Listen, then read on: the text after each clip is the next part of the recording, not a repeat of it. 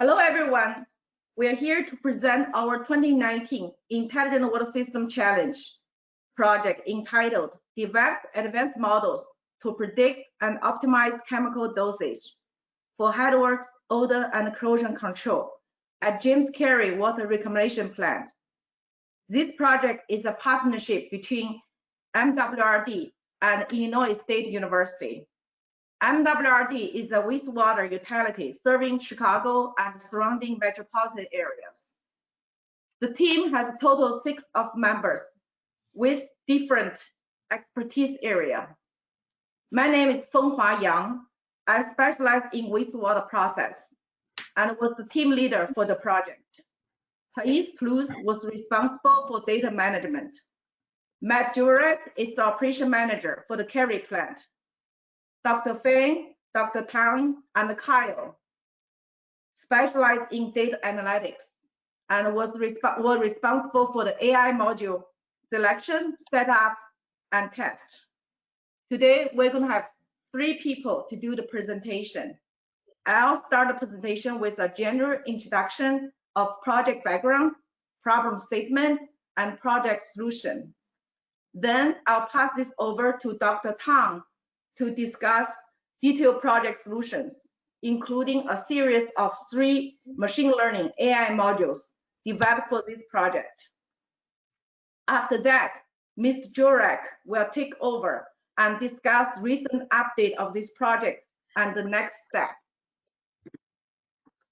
Here's the project site. The Kirie plant is located about 20 miles from downtown Chicago. It is very close to the residential and commercial areas, as you can see from this picture. It's about 20 feet from residential area and a little bit over 500 feet from street mall. So any odors in the plant is a concern. In addition, the Headworks corrosion is a problem. As we all know, hydrogen sulfide is the main cause for Headworks, odor, and corrosion. Kirie has been dosing sodium hypochlorite or hypo to reduce hydrogen sulfide, but this was suspended in 2015 because the plant started biological phosphorus removal or EBPR to meet a new phosphorus limit. We know that hypo is a strong oxidizing agent. While it is very efficient to remove hydrogen sulfide, it also reacts with organic materials, including volatile fatty acids, VFAs. And we know VFA is very important for the EBPR process, and we do not want to lose it. So after dosing the chlorine in 2015, the plant received a couple of odor complaints, but the major concern was the corrosion of infrastructure, as shown in the picture to the right. So the plant started looking at resuming the hypo dosage.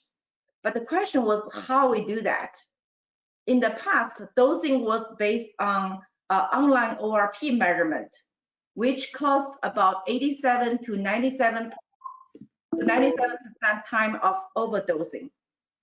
Overdose not only with chemicals, but also consume VFAs in the wastewater, thus impact the BioP process at the plant. The impact to the VFAs is hard to evaluate because there are no online monitoring instrument available. And for the lab test, it generally takes 45 days or more to get the lab results. So what we should do? We took the IWS challenge opportunities to team up with the ICU to tackle this issue. The key consideration for the challengers are return the use of hypo for hydrogen sulfide control, considering the impact to the VFAs. The desired outcome of the project was to develop data-driven machine learning models to predict chlorine dosage, not only to reduce the hydrogen sulfide levels, but also avoid overdosing to minimize the impact to the downstream EBPR process. The solution consists 3 AI modules. The first is to predict the influent wastewater quality based on 17 years of historic data and precipitation data. The second module is to use the influent water quality data together with 6 months of online instrument data to predict hydrogen sulfide and VFA levels. The module 3 used the VFA and hydrogen sulfide data based on 10 weeks of chlorine dose response test data to predict optimum hypodosage. All input data to the 3 modules pass through our QA/QC procedures before feeding them into the AI modules. Okay, now I'm going to turn over this to Dr. Tang to explain how each module works. Thank you, Fenghua. Hello, everyone. My name is Yongling Tang. I'm a professor from Illinois State University. Next, I present the design of our intelligent water system and focus on showing how we leverage data using the appropriate machine learning models. Current wastewater characteristics provide important information for the plant's daily operation. However, today we cannot get their current value timely. We have to wait 4 to 7 days to get the lab test results. The opportunity for machine learning is from our accumulated 17-year wastewater data, which truthfully recorded the actual behavior and the pattern of the wastewater.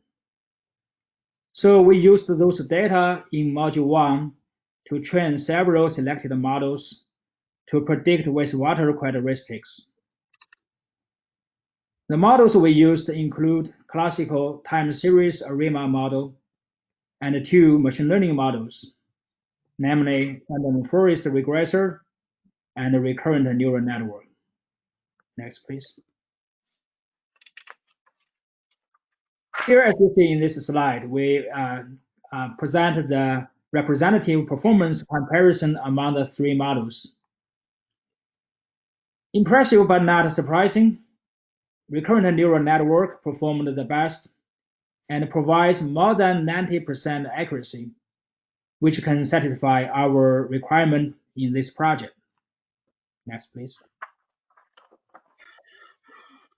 Here we want to show under the hood. We believe there are 2 reasons made the recurrent neural network the winner. First, the training data we have is rich over 17 years and with good quality of the QA/QC. And second, the internal building block we used in the recurrent neural network, so-called long short-term memory, can optimally combine the impact from the long-term and short-term information to predict the future value. We believe it's the similar case for many other water applications as well. Next, please. In Module 2, we want to predict H2S and VFA using the wastewater characteristics along with some relevant online instrument data.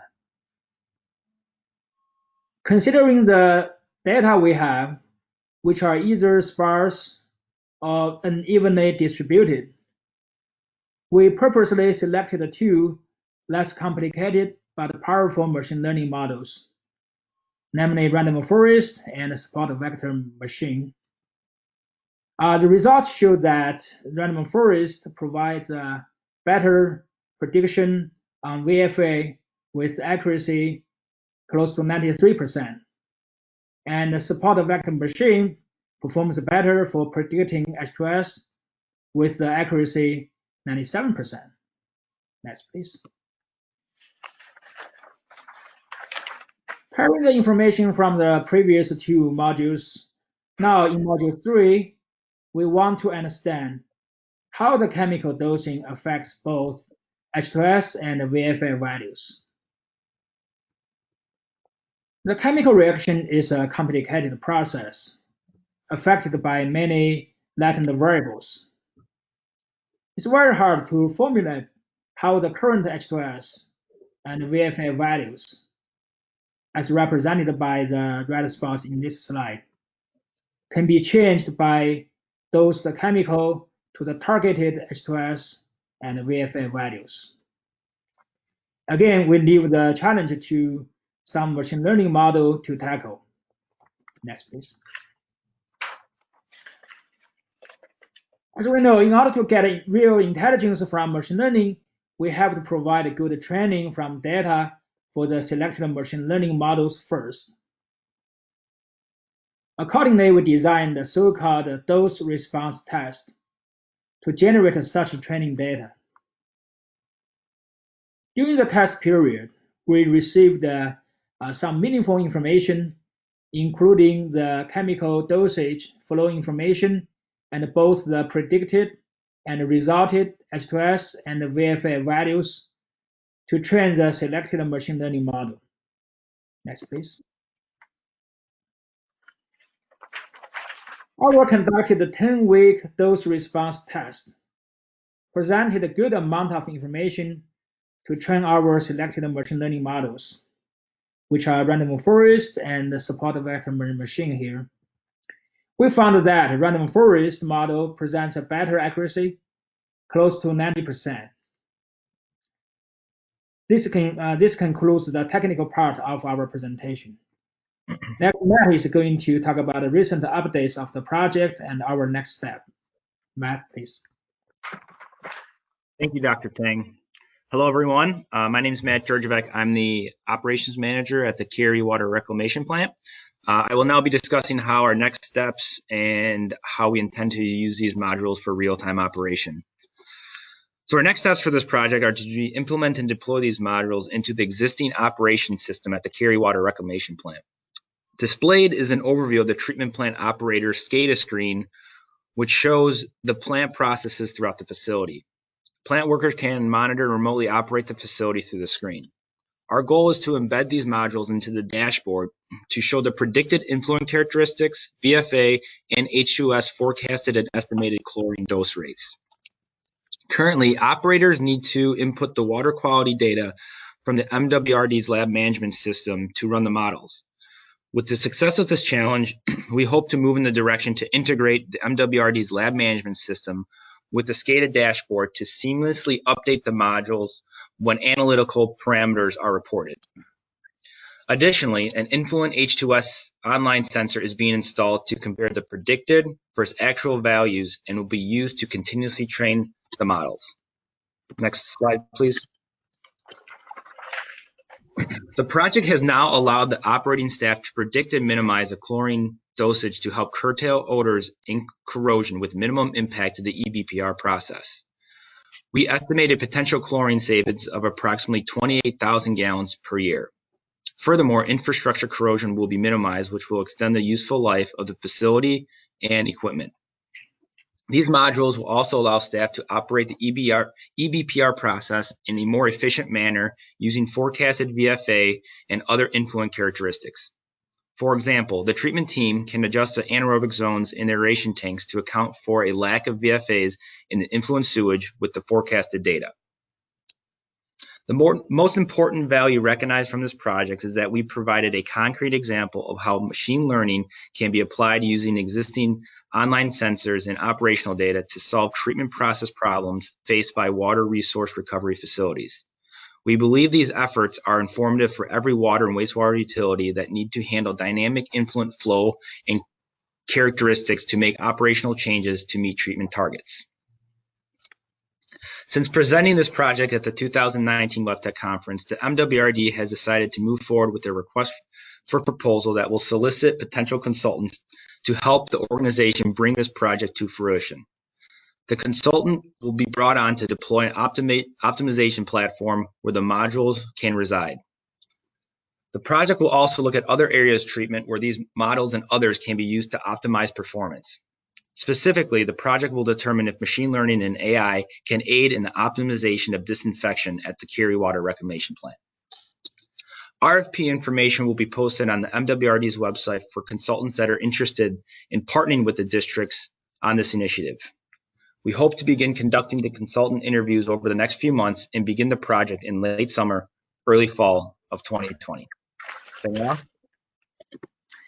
Okay. So now representing the whole team of 6 people, I'd like to wrap up this presentation by expressing our thanks to the LIFT for this IWS opportunity, which motivated us starting this IWS project. LIFT website provided many useful information, including detailed schedule and guidelines for the challenge, scoring criteria, etc. The things I found very interesting are the slides, plans, and the presentations from the past challenge teams posted on the website.